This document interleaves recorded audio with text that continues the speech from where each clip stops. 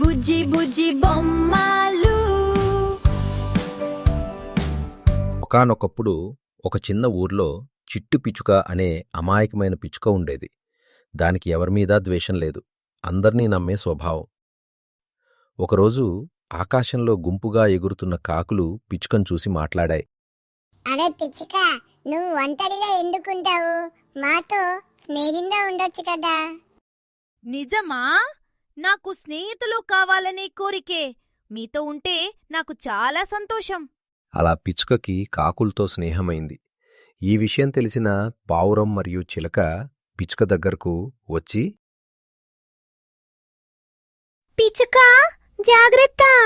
ఆ కాకులు మంచివి కావు. అవి నిన్ను ప్రమాదంలోకి నెట్టవచ్చు. అయ్యో, వాళ్ళు నాతో చాలా ప్రేమగా మాట్లాడుతున్నారు. మీరు అనవసరంగా అనుమానం పడుతున్నారు. ఒకరోజు కాకుల గుంపు పిచుక దగ్గరకు వచ్చే. పిచ్చుక, ఈ రోజు మాతో ఒక మంచి చోటుకురా. చాలా సరదాగా ఉంటుంది. ఎక్కడికి వెళ్తున్నాం? ఏమి చేయాలి? అవన్నీ తర్వాత చూద్దాం. నువ్వు మమ్మల్ని నమ్ము చాలు. అమాయక పిచుక ఆలోచించకుండా వాళ్లతో వెళ్ళింది. అవి ఒక పొలానికి చేరుకున్నాయి. ఇక్కడ ఎందుకొచ్చాం? ఇదే నా ఆట. అని చెప్పి పంటల్ని నాశనం చేయటం మొదలుపెట్టాయి. ఇది తప్పు కదా. రైతులు కష్టపడి పెంచారు. ఇలా చేయకండి. కాకులు వినకుండా ధ్వంసం చేస్తూనే ఉన్నాయి.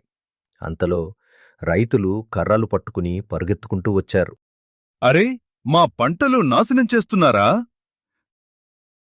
కాకులు వెంటనే ఎగిరిపోయాయి. బాబోయ్, బాబోయ్, నా తప్పేమీ లేదు. నేను అమాయకురాలిని. నన్ను వదిలేయండి. నీతో ఉన్నవాళ్లే మా పంట నాశనం చేశారు. నువ్వు కూడా వాళ్లలో ఒకదానివే అని కోపంతో 2 దెబ్బలు వేశారు. పిచుక కన్నీళ్లతో, వాళ్ళ మాట వినుంటే ఈరోజు ఇలా అయ్యేది కాదు కదా. కథనీతి: ఇతరులు మనం ఎవరితో స్నేహం చేస్తున్నామో చూసి మన గుణాన్ని నిర్ణయిస్తారు.